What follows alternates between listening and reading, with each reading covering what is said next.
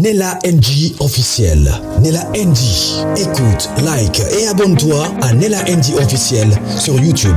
Nella NG officiel. Pour l'actualité musicale congolaise, art et divertissement, écoute la voix d'or. Nella NG te dit toutes les vérités. En tout cas, émission Sila, et puis c'est ba hypocrite ni sur le théâtre. En tout cas, sur ba hypocrite nous sous batika na sima basa mukie. Mais tout le monde ba phare et ba hypocrite. Tout le monde coucou dendo, il croit pas coucou dendo, la duchesse, yé penda simbina ballon, Barcelone et plein d'autres. Pour tout déjà le même jour ana Pakaloui, Milo. Maman c'est comme ça qui live. Si on a live non c'est la bino oyo. Na live au papa Moïse a organisé un Azaki contre Silate. Habito lobelaka théâtre congolais n'engé komi. Ah Baba Cook. Baba Cook baza formidablement ko. Ba koti na live wana. Debe zaki bo lobela amélioration ni salle na théâtre na biso. Na makamuni bomona ya mabe. Mais non Baba Cook ba mayele. Baba Cook ba mayele. Donc en fait Baba Cook baza na ba catégorie nyoso ya batu nanda kuna ba maboma ba plus intelligente, bat moko calme, bata charisme bata lo yenge. Ba si papa Moïse mayele na somme. Ba na ba argument ki to. Ba o détail ba zo expliquer. Si la qui es-tu? Émission mon papa me sali ba. Tout le monde qui a moi ça là ba panel. Baba Cook. Bisous place pour ça. Bois formidable. Non tu l'as bien dans le bébé l'été. Ba moni vidéo ana ya richesse ba moni. Ba moni post ya Barcelone ba moni. On en a pas besoin. On en a pas besoin. Surtout ça à focus. Na CP analyse mon boulanda on a 18 minutes la dame parlait a expliqué ndenge si la outil Congo aye ko ça la spectacle na poto babi okasi mundela o monate to konto ba obaza na poto te o muta outil Congo yo sa na poto bimisi ba hypocrite bimisi ba jaloux bimisi ba linga théâtre congolais qui est liboso te et bimisi ba to batonga ba na CC et bimisi ba to bazala na hypocrisie envers Sila et bimisi bango pour le bébé l'été. Coucou à tous les nés la chou, les nés la cœur, les nés la love et bienvenue à tous mes nouveaux abonnés. C'est-à-dire que tu es nouveau sur ma chaîne, n'hésite pas de t'abonner, clique la cloche de notification, aimer la vidéo, commenter, partager. Baba Cook va défendre même ce qui toko. Pour la vidéo, ils ont vraiment bien. Au cas où bazo côté un argument, Baba Cook news ba côté bazan na argument. Donc que même ça lui soit ton de ça lui soit na argument tel point que devant un débat tout ça. Bon la vidéo on a pu dans le bana. On l'a dans Il était venu avant. Non, c'est pas longtemps. Il était venu avant vous. Non, il est venu après moi. Je reste pas longtemps, madame. Bon, il reste pas longtemps après vous allez parler, ne vous inquiétez pas. Bon, pour nous répondre à la question, théâtre d'absence évolué ou pas? Bon, quelque part d'autres ils ont évolué, mais pas quelque part d'autres. En un sens ni. On a mon garçon dans la photo ni Hans. Na Paris, on a un métro parisien publicité à Hans. Monsieur grignotage. C'était une fierté. Parce que dans mon angoté, c'était vraiment la première fois Hans a un contrat miné et na mindele. Donc au sens pendant qu'il y a niveau et mati. Dans mon comédien soit tapé qui chasse hein, neti maman n'a ni nani Gabriel, alors remercier Hans, genre grâce à Hans, na poto, tout ça, na ça la production oyo et tout, toujours remercier a benga quelques bateaux na yo ya moné ba osa na ba ma solo na habité so ba salango ngai na kipaka théâtre peta te. Mais théâtre na biso ezaka nango bien. Mais ezaka mingi dessiné pour na biso moko. Na lo bana likambu ya langue. Place na ki d'accord mingi tenande ko King Elliot. Maramso le bina est d'accord. Qu'on traduire Nzembo, c'est facile. Qu'on traduire, qu'est-ce que je veux dire? Un film, nigérien, ça c'est facile. Mais qu'on sait qui ça bat tout. Na langue oyo lo baraté, c'est tout un autre problème. Tango ba elombe ki ba intellectuel, hein, ba ki na théâtre ba français et tout, parce que les camo ya ba français bandi les lotés. Bossala na français te, bossala na français te. Eux ils ont commencé à faire en français. Mais isimbate elombe ba li pati. Talaka li pati nga zaka munoko penda wana banini. Na lingalo zo sentir penda ke bozo seka makamuzo simba. Mais tango kaka ba tcha na français, bo reconnaître sous ba comédien na binoté. Donc impact ça sous-souté. Donc, c'est-à-dire, que c'est que ça na langue moko boye, ou koki jamais que c'est que ça na langue msusu oyo ebité. Soit, faut que t'anon na kata langue wana, oyo kola humour na langue wana, parce que c'est pas la même chose. C'est pas la même chose. N'est-ce pas mungadia d'ando c'est que ça on attend tout ça ba amiki. Au kocha on a français ndengeni. Ngana ebité ça c'est possible. Moi je pense que comédie c'est très très compliqué. C'est très compliqué, autant on a français. Ah, bah, petite histoire, oui, beaucoup de temps en français, mais il faut besoin habitude. Biso net au message na comédien na biso ndeba message na c'est la biso, bah inspiration na bango yaka na lingala. Au bazoneti au Tito, Lava, baton va c'est ça tout fort. Allez, malamoir moi le bango na français. Non, ça n'aura pas le même impact, croyez-moi. Parce que tout mona bali pati, bah ça là ba théâtre et en français et simbate ou soit fallait pas luka batu moko boye o baby français makasi o batanga là aussi il y a un problème de formation. Il y a un problème de formation oyo bakoko traduit makamwana po e balana et ce qui s'appelle en français. Pour likambo c'est que même temps on a un collègue à Mindele en France. Blago sala na lingalo quand on sala en français, non ça marche pas forcément. Blago c'est que ça na lingala na français ou sala ngote c'est que ça té. Black PO c'est que ça na français. Na lingala et ko c'est que ça ngo forcément té. Dans chaque langue, et ça n'a pas humour nango oyo artiste faut à maîtriser aïeba. Mais Roka, yom ton la parole. Mais déjà toi mais capé ko ça la distingo hein. Parce que baroni mutu batia dans confusion. Eux ils parlent de cinéma alors que bazo ça la cinéma té. Bango bazo ça la auto benga théâtre de chez nous. Voilà. Parce que le cinéma ça n'a rien à voir avec ce qu'ils font. Les cinémas ça n'a rien à voir avec ce qu'ils font. Les cinémas a de normes. Je crois que King a été le bango tout à l'heure, c'est justement ça. Oui. Les cinémas, c'est l'improvisation, tout est écrit, il y a tout ça dedans. Vraiment normes, cadrage et tout et tout. Donc, il y a ça, le théâtre, théâtre de chez nous. Mais par erreur, le cinéma congolais. Alors que c'est pas ça le cinéma. Ok. On est sur comme un niveau à cinéma, mais nous, ce que nous disons, comme la majorité des Congolais, considérés comme cinéma, il y a des Congolais, et comme presque le coup la cinéma, parce que théâtre déjà, au Kabols, et ça la salle. Théâtre, sera la salle, sur le filmer en haut, et ça la mananda moko. Théâtre, libanate, bozo bunda, beaucoup de la voiture, on est comme une télé dramatique. Mais tous on a nenge à théâtre de chez nous, nenge titenge ça la manegoloba. Mais le niveau à évolution au Kabols, nous voulons quand même que, ce qui va aussi la bien, que les Ivoiriens, que le Malien, que nous soyons capables d'exporter justement ce théâtre-là auprès des autres. Parce que nous aussi, au Kabols, nous regardons le théâtre ivoirien, nous regardons le théâtre camerounais, nous regardons le théâtre sénégalais. Pourquoi est-ce que le Sénégalais va regarder le théâtre n'a sauté? C'est ça la question. Voilà. Problème de langue. Parce qu'il y a un problème, oui, de langue et problème de formation aussi. Au moins, les métiers n'y sont fausses en formation. Non. Biso tous habitués à improviser pour tout le bateau dans art dans tout. Moi, je vais me belé, ça la formation en musique, mais ils sont bons. Hein? Ils sont bons. Là, il n'y a pas d'explication, pas de débat à faire là-dessus. Maintenant, toi, théâtre, peut-être, musicien, non. C'est pas du tout la même chose. Musique et sa mélodie, et ça lui plaisir, les sons agréables à l'oreille. À tout le bin à langue mais théâtre comme ma solo, et comme ma solo, faut comprendre ce que tu dis déjà. Si koyo, so ibiso to ko ko tia on a ba langue mususu te poto teka yango, c'est ezali il y a un problème. Et puis so to ko dans le monde du cinéma. Cinéma ezali tout un métier. Faut respecter ba métier tout. Il faut que les gens se forment. Mais est-ce que dans la formation, est-ce que la formation na Congo et ça, bateau acteur na biso au total, est-ce que baza formé? Qui les a formés? Au monde a kebele ba formé te. Ba mo abeta masolo ba kota na comédie nini. Net simba le son ba kota nini. Bon, li solo ye mo abeta. Baza na ser mo wando sala rolo ya sala wana. Ser wana akoma fier. Ba bengi baza na production mo importante a boyne ko ya genre a pesa ka suite.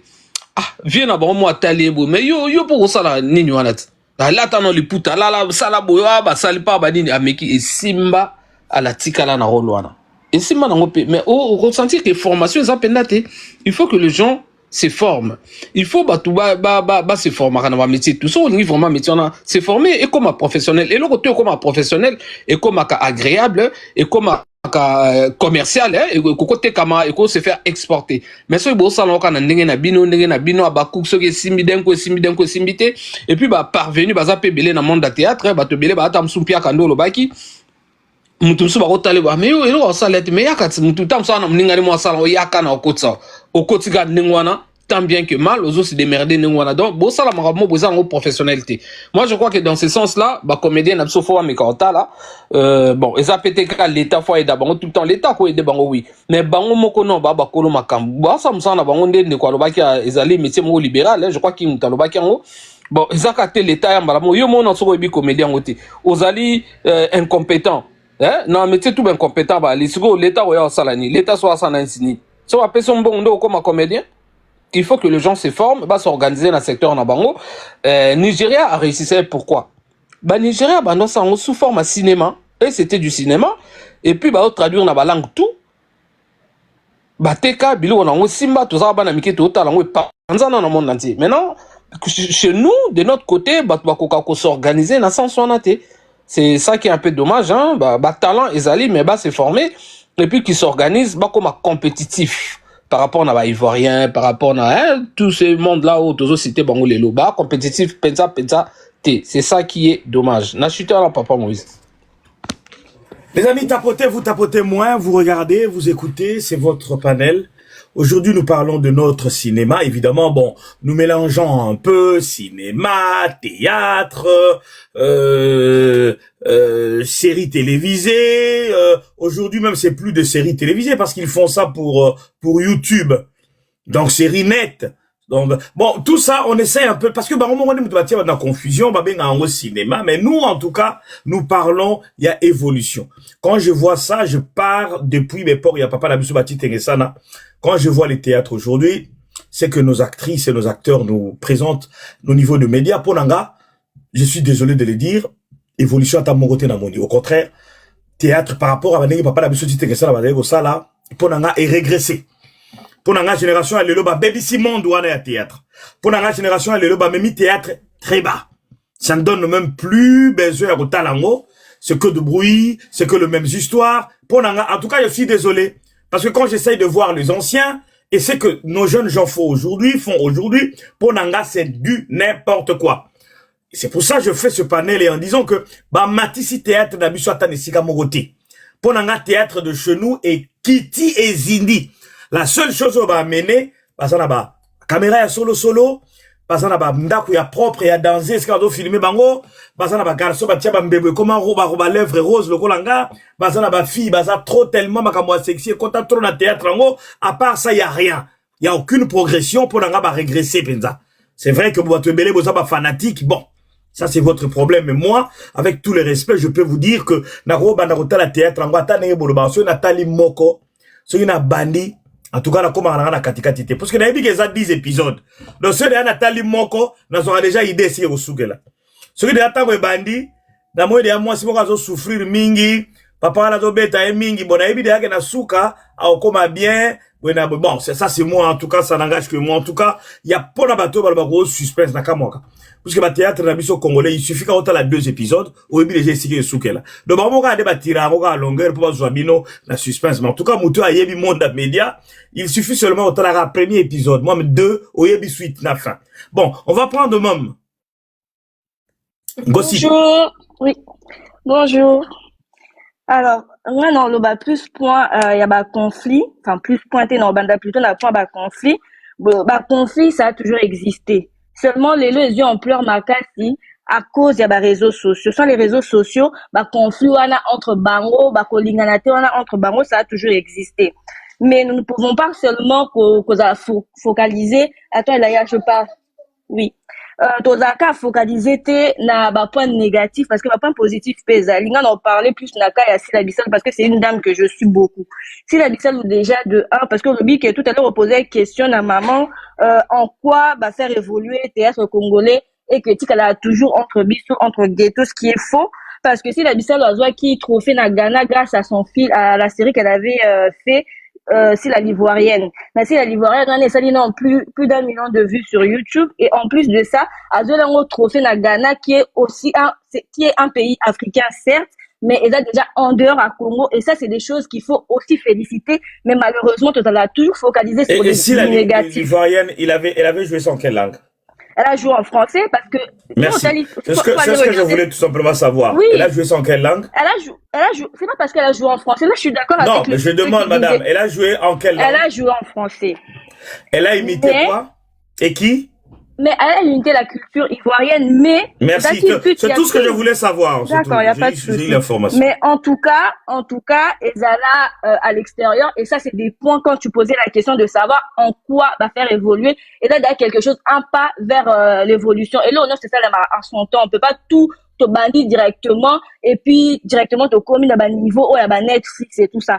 Et encore une fois, je veux soulever un point, pour dire que vous avez parlé de Amici qui a repris qu'autant dit ça Bercy ou à dit ça qui Bercy, qu'autant on comprenait bien, mais s'il a aussi Lelo Asali, à la spectacle en France, c'est une dame qui n'habite pas en France, qui vient du Congo, mais à ça spectacle en France, et billet d'été Camille, et ça déjà sold out.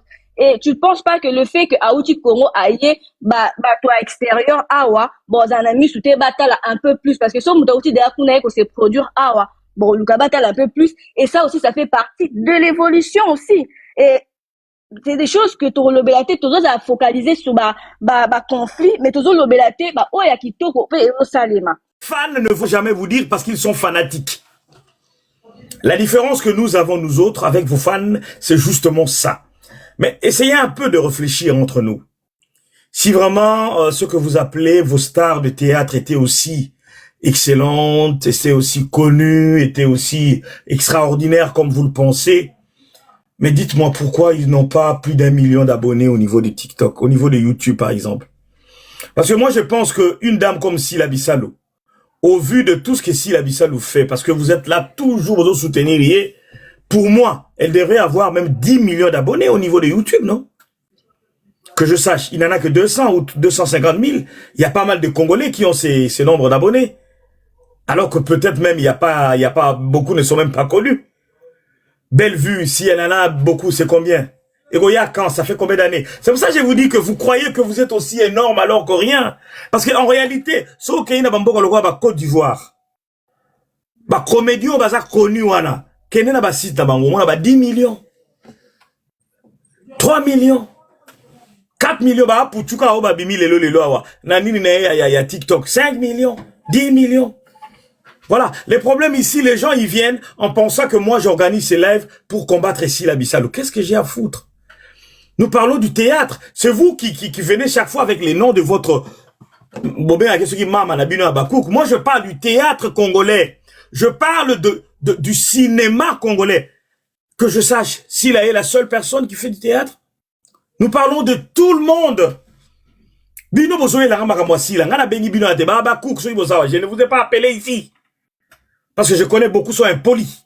Moi, je ne vous ai pas appelé ici. Nous parlons du cinéma congolais en général, de l'évolution du cinéma congolais.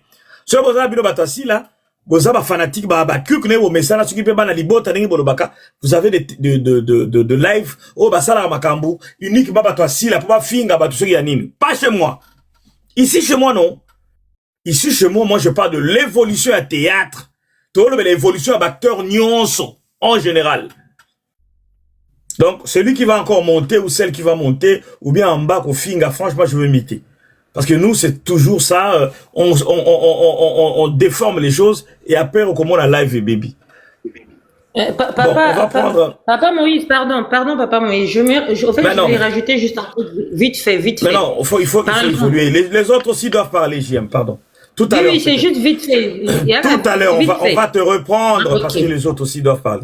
Allez-y, Papa Serge, après toi, pardon, Gladys et puis moi, allez-y. Parce que tu étais là, tu es tombé. Ouais, là, j'étais qui n'a évité pourquoi, quoi, là, j'étais. Bon dimanche, Wandeko, j'espère que Binonion se vous a malamu. Papa Moïse, ce qu'on t'a dit bien, tous en Mboka, mon le seul pays, où il y a tout, à quoi la Mouka, la Mouki Lobby, à s'auto-proclamer, là, les artistes. nga naza pasteur nga naza na nini asali pe ba démarche moi nazwi mukanda statut na ye komike akomi artiste et comédien soko tali na passeport na bete nini ba koma artiste et comédien mais entre temps ayebi na ye makambo yango bien te parce que bozo loba wa même kaka biso moko ba to kontaka lelo toza 120 millions soko yebisi bato wana basalaka ba théâtre o totalaka na ba YouTube bao bake ne se produire même na Isiro même na Bukavu okomona ke muta kolanda bango azate donc basaka concentrer na kine place bateau balobaka lingala moi kine moi Congo Brazzaville banini place ni octe art ezandengi moko te musique pesa na kati art mais ezandengi moko te faut ba yoka yo yango nga naza ko encourager toujours parce que les lots sont tellement nigériens biso do banda makamwana avant bango mais tala ampleur oyo bango bazui tala niveau oyo bango bazui na ndenge ba vendre pays na bango lelo biso tout koma ko envier ba Nigeria tala ndenge ba sala ka ba film na bango otali ba emplacement ba ndako na bango ba meuble ba nini ozomona ke baza bato moko ba évoluer mais pas na biso to évoluer te bato wana bazongisi théâtre na biso bazongisi cinéma na biso sima parce que à l'époque génération anga ina papa Moïse tozalaka soke bandika ka laisser tomber banzela wana théâtre koleka de chez nous au moins bovani na tata na mama na famille mobimba bokolanda théâtre wana na TV à l'époque mais lelo okolanda ngo le soutien na bana parce que pour na bango commander ba transmettre ngo neti koloba ba bêtise ko sala ba buzoba yango nde art yango e commander ngwana landa la plupart ba théâtre congolais et les kakana ba YouTuber ba din soko ki bêtise kuna na quantité et là comme ça balongé za raté ba vide lo wana ba impoli moko ko sakana te ba Jérémie wana ba impoli ko sakana te ba zo détruire kutu ba na soke impolité c'est comme makasi za pour la bango est-ce que art yango yango na tulinga ki yango te tala baninga madame moka utolo bawo centre za na Ouagadougou ya cinéma africain est-ce que chez moi ba congolais baza représenter kuna rien donc toujours ça là toujours makamuna ghetto omoni nga na encourager trop ba musicien parce que ba musicien le ba fali ba faire ba kofi ba sali ba effort moko personnel oh lelo musique na bango ebani presque monde entier l'état songi bango te ninte ba bimisi art na bango na misabat mais musique eza ndenge moko te na théâtre faut ba yoka yo liboso ta mo cinéma ezalaka miwe à l'époque ba Charlie Chaplin bozo ko la bino malobate bozo tala ka ba scène azo sala ba nini ba tozo sepela mais lelo faut ba yoka yo zo loba nini zoa kaka théâtre moko ba congolais to tala ka ba YouTube traduire ou même en français même en anglais ba to loba mais c'est n'importe quoi hein okuta mutazo wela Telmson muzo dunda makuti ya binene ba nini wana iza arte oyo ekoki ya ekoki bato bakoki kosepela ngo tomona kawa ba die donner mbala même so ba sanctionner mais na tala ba scène na ye mususu a joie na président Cameroun a joué qui africain na accent nini mais il faut ce cas entre temps c'est un français c'est un petit papa a connu la France ancien Cameroun tout la France mais ce qu'a joué qui africain ou bête qui marocain ou bête qui algérien on ressentir pendant que na zana art na makila mais c'est pas comme chez nous biso to tikala kana ghetto ba makamuka buzoba ozana soki na 1000 vies soki nini ba to boko balandaka yo ba moni yo lokola danger donc mboka na biso to comme la culture boko ya ko encourager le mal parce que nga naza fanatique ya mutu boye ya artiste boye attaque ina buzoba na encourager kaka ya mutu zobona lelo donc to tika makamwa ba to wana il faut ba bima il faut ba sala tout art wana yebana na monde entier ninga ba musicien ba sala et loko ni zo sanga bango et loko zo sanga bango parce que ba ina théâtre par hasard parce que nzala parce que to tika la misala mi balé na Congo wana so bo se rappeler bozonga 20 ans passé les gens qui sont au ndou l'été sont au côté orchestre c'était sala théâtre et copé sur lumière donc ba jeune homme tout ba comment s'efforcer ba comment so panakuna ya mwana mwana molo exacté bazo suka kaka na kati ya ghetto kaka la biso moko nga na tala ka biloko ate na zona Rolex tala ngate la tala ba théâtre jamais na tala ngo parce que na bi geloko malonga te zakuna o soki ba kuku so bana na yebi kutu makambo wana te na tala ka bango te osomona ko l'exacta na ngai te na fungoli na théâtre bon bo OK film ba nigérien to mona ka meba maman na biso na banda ba tala ngo o mona pena landa ka ba série mais pourquoi ba pesi mingi valeur na wana ba négliger parce que ya biso eloko bongo ya malongeza te en tout cas merci papa Moïse il faut ça la ba live ba voyer ba zoyo ka biso ba meka ko changer ba évoluer art eza universel Et ça, quand tu es pour Mboka Moko, au monde, tu es Louis de Finesse, Charlie Chaplin, Banan, Mokil Mobimba, Bayebi, Mr. Bin, Bayebi. Bango peut faire la vision, là, partout, même en Afrique, il va conquérir. En tout cas, un grand merci, Papa Moïse, tu es toujours en live. Tu as évolué beaucoup. Merci beaucoup. Merci beaucoup. Merci beaucoup. On va continuer en tout cas, les amis. Je vous prie de bien vouloir tapoter. Vous ne tapotez pas. Nous sommes nombreux. Depuis tout à l'heure, on s'arrête seulement à 59 000. Non, c'est incroyable. On devrait déjà même atteindre le 200 ou 300 000. Tapotez, s'il vous plaît. Faites vivre le panel. Allez-y, Gladys. Bonjour, Papa Moïse. Bonjour, Papa Serge. Tout le monde dans le panel. Ma bibi, bonjour. Hein, bon dimanche. Hein? Yes. Papa Moïse, vraiment, c'est déplorable, vraiment, comme on a art Nabiso. C'est vrai que théâtre Nabiso peut évoluer, hein. Anenga Kalezaka groupe salon au Vandaka na pièce moko. Bozo na basera bangadia ngadios, bo Vandaka na pièce moko. Bozo talaka pièce moko bat bazo kota mais lelo théâtre peut évoluer pe. Mambe comme ndenge mususu. Sauf quand de tolo bela ba bêtise, hein. Et que même ceux qui bossent à la paix, théâtre, la pièce, la ninga, l'état, la manango kaka. Tout à l'heure, il y a une dame, elle a parlé, il y a, indien.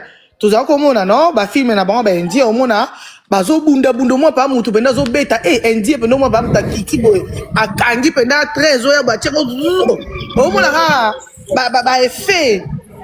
Bino, moi, sentir que non, waouh, pensa, donc, on comprend, non, langue, mais, au senti pendant que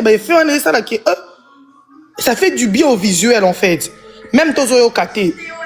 Il y a un autre senga, bande konabiso, mama si la bisalu, pomba sen, vraiment bon ça là effort plus.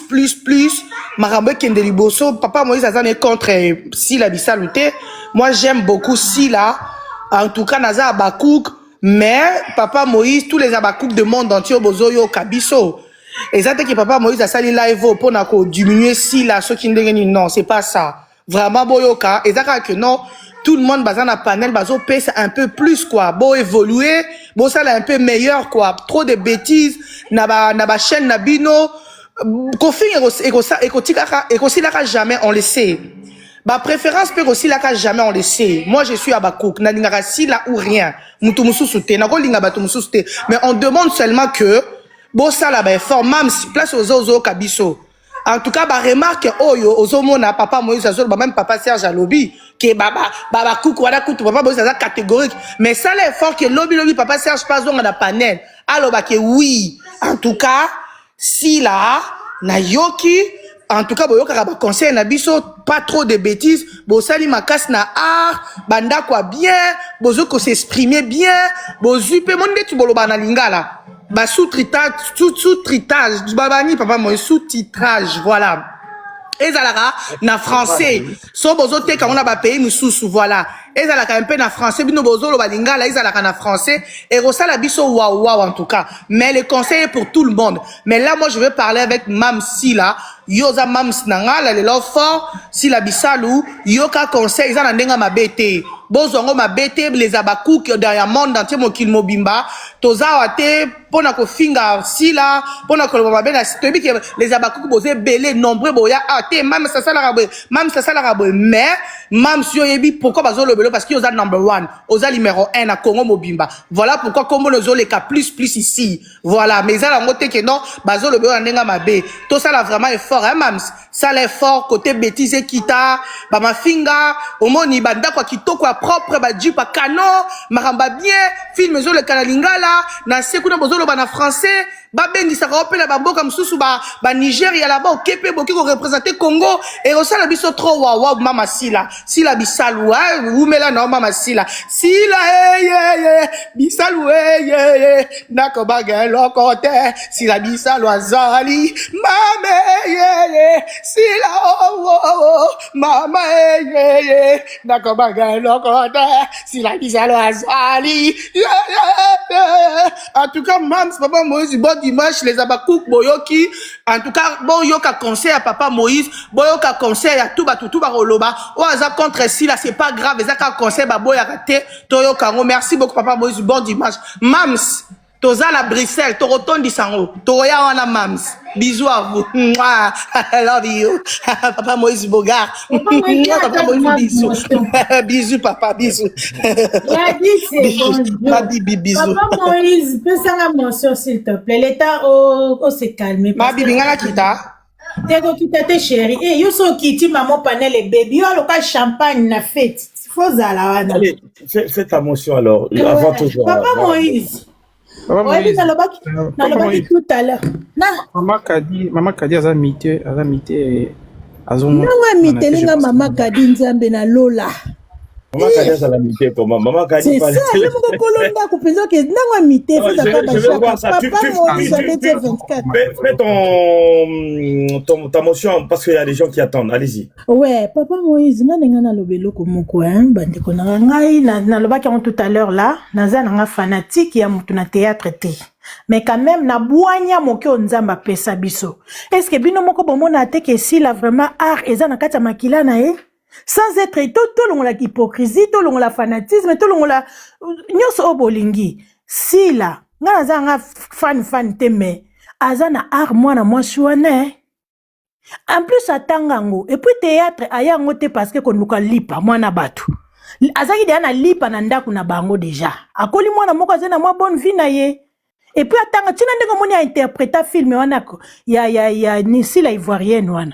Et la française na lobaki ko la mona classe. Moi je suis wana tata ozala biso ba tolinga théâtre te, mais moi na je suis wana quand même intelligemment, artistiquement.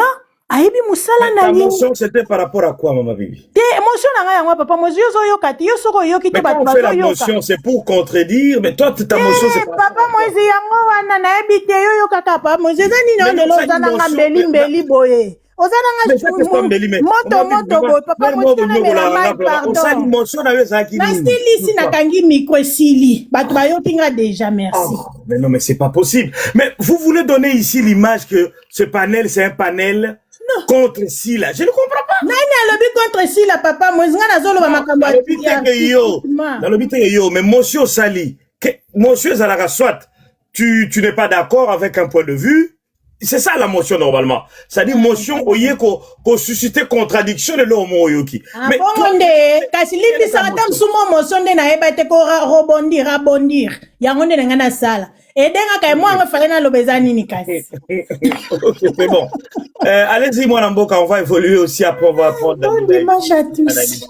Papa Moïse, bonjour à tout le monde. Papa Moïse tout le bien makambo ya cinéma congolaise. Papa Moïse nga précisément nga natala penza ba théâtre na bisoté natala ngo penza mingité parce que j'aime pas du tout ba théâtre na biso et puis ça nga kambe matanga attention vi makambo oyo basalaka ba sujet na bango ezalaka ozo comprendre ça commence par où et aussi la wapi ba histoire na bango aussi la raté ba histoire na bango zaka terre à terre après au monde na ba si mususu modèle ba yaka ko s'exposer na ba théâtre ngo tu comprends rien du tout azo jouer personnage nini mona mutu azo jouer na village atie basi atie manzaka azo correspond même pas na personnage azo nga incarné donc babilo ba petit détail wana lokwa ba yeba kango te omona mutu azo jouer mutu ambongo mais ndako ba pesier ezo correspond même pas na personnage ba pesier mutu azo jouer ce qui rôle azo ce qui nani mais ozo mona azo incarné ngo pas comme il faut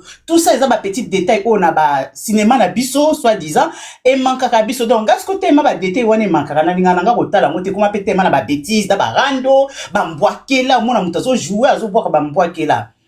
Après Papa Moïse ndenge komela les deux là fallait na faire à théâtre Belleville et Sila Bisalou. Oui, c'est vrai que Papa Moïse, c'est dommage, c'est triste parce que tant Bagdad boza déjà les deux leaders. Tout le monde entre pardon, Werana JB, les deux leaders, quand même, faut boza la bateau, boza la modèle, boza bateau exemplaire. Mais bah, bazaka exemplaire, te bazana ba rando moko ezi bana te la tête na ngoni ba wela nini, ba wela logote. O ko ya bambi, ba to wana kuna ba bamba na ka ba mabanga, ba finga na ka jusqu'à point que wana kuna zo finga mutu. E bo takate wana pe finga, moi ça o bala mobali ya bateau. Ozo mona que même bango moko Papa Moïse les deux leaders, bazo aider même pas ba fanatique na bango. Ba fanatique peton ba boya ba bandi ko swana Donc papa Moïse mbutu na mbutu motoko évoluer te. Donc Congo na biso tozaka na eloko moko papa Moïse on a comprendre. Au moins toza penza na eloko ango. Mais pour na ko faire avancer eloko boza nango. To yebi ndenge ya ko pesa avancement na eloko na biso te.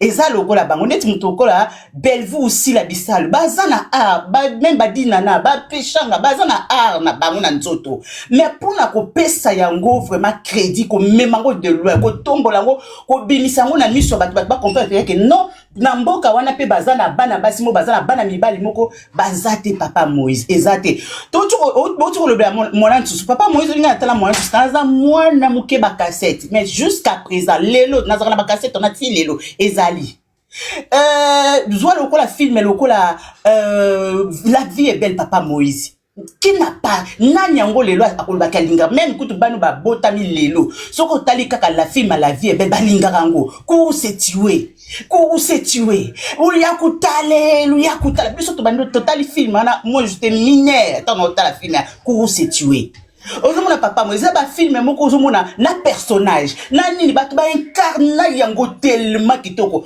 papa mbazo kufila mwasi nani Kabibi quand tu vois la fille olobi waouh Ozoko mais lelo mutu so na théâtre ngo ya biso lelo so pesi mutu rôle lokola jouer rôle la Kabibi okomona okoloba no waouh te tu vas jamais dire waouh okoloba na yo okoloba jamais waouh parce que que tu l'as bien film moko yo y a pas de waouh dedans mutako kufa pona mais na Congo se tuer pour la mwasi moko Kabibi et Kabibi incarne bien son rôle et les voisins de maman Kanzaku donc on mona ba personnage moko ezala na personnage nezo boma biso na mboka wana bako pesa mutu moko rôle a jouer mwasi ya mokonzi ozo mona film moko azana papa Maurice ba théâtre na biso vraiment tozana beaucoup à faire ba ezo senga biso faire photo pesa donc ba mi pesa mingi biso te passer na sala théâtre te il faut ba mi pesa mingi ba se donner ba luka ba personnage tant ba peso personnage incarne ça comme il faut oza mamo zo mutapasi jouer ki mutapasi oza na ba silité oza na manzaka te ko la biso ba sapologie te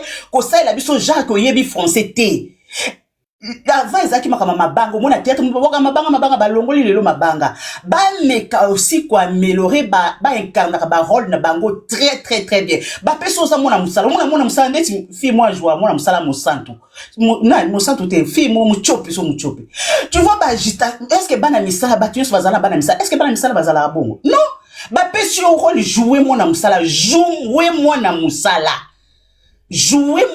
ozo passer message comment bazaka bana misala bazalaka comment moi na musala ozo sa so ba vantir nini ozo boma histoire donc théâtre na biso ndeti ngala comment na ya matala na moi sumbeli kwanga futa ndaku sala boye point ba ope bazozo bibali na bango na ba poto wa na ba mboko bazokozwa mbala basi bazozo bibali donc comment na ngo ya matemona mbala memi moi libende achemo achoka liembebo moi body moi na bwa kitolo aye ba fille pe ba panzani bazui contact ekoti donc comment na ngo télé moko ya koya koluka vie en fait ngala ko mona ngo exactement souté que bozo sala eloko moko transmettre bateli ba mabo mengo bazalaki ozo mona bazo jouer na papa dudu mobile moko a contact misuni na nzungu et kuna ozo tala nani oyo kabamba likukuma bombo fifi c'était pas peut-être moi ya ba matalana non bazo transmettre bino bozo c'est quand même temps bazo sala rien de grave mais fort sur les mais